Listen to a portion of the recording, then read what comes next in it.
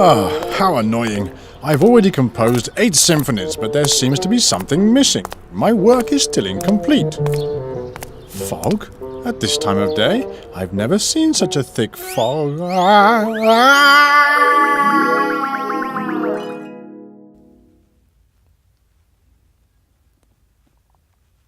Where on earth am I? You were on a train to Brussels.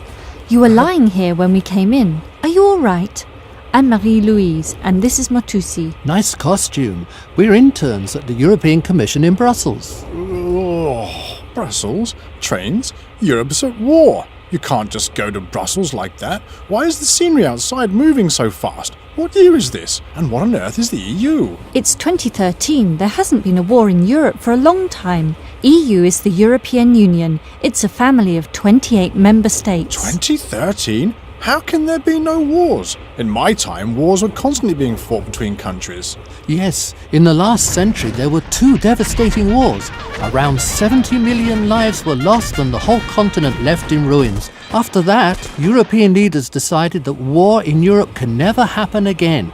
They embarked on the European Integration Project. That project became today's EU. Napoleon vowed to unify Europe by force. Was the EU brought about by force? No, European integration came through dialogue, negotiations and consensus. It was gradual, step by step. Interesting. This means the dream of Pax Europaea has been realised. How big is this EU? The EU has 28 member states. It has member states in the west such as Spain and Portugal, and in the north including Sweden and Finland. In the east, next to the Baltic Sea, are Lithuania, Estonia and Latvia. By the Mediterranean Sea, Greece and Cyprus and nearly all the countries in between. Around 500 million citizens can travel, work or live freely inside the EU. The train we are on now travels from Germany to Belgium without passing any border controls or checkpoints. Amazing! I could never have imagined that Europe would turn out like this. But this is a huge project. Who or which countries leading it? The EU is not led by a particular state. Many people from different member states come together to help run the EU. Brussels is the administrative centre of the EU and we're going to be interns there. Let's give you a tour and tell you how the EU works.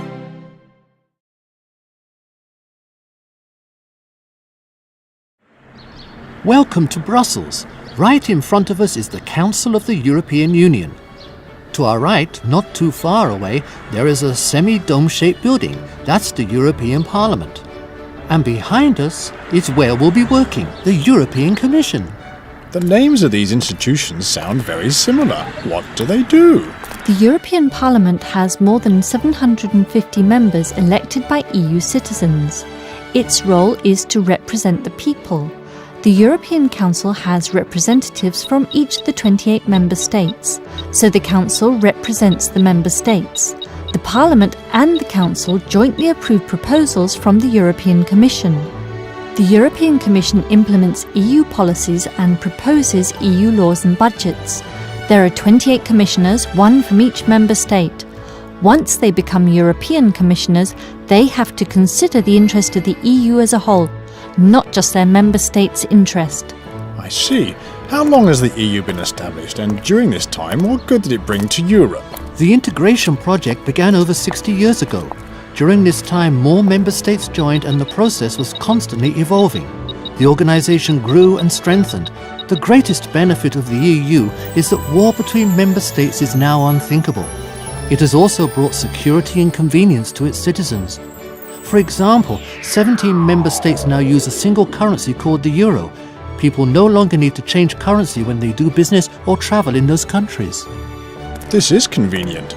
But there are so many European countries, each one so different from the other, with all their different languages, cultures and religions. How is it possible for everyone to work together and accomplish so many things? The member states are different from each other, but we share common values. These include the principle of democracy, human rights and the rule of law. These values and the pursuit of common interests allow us to cooperate while keeping our differences. The EU's motto is United in Diversity, which sums up the spirit of the EU very well. This really is very moving. Who would have thought that a war-torn Europe could accomplish so much together? This is exactly the world I dreamed of. Oh! Mister, are you okay?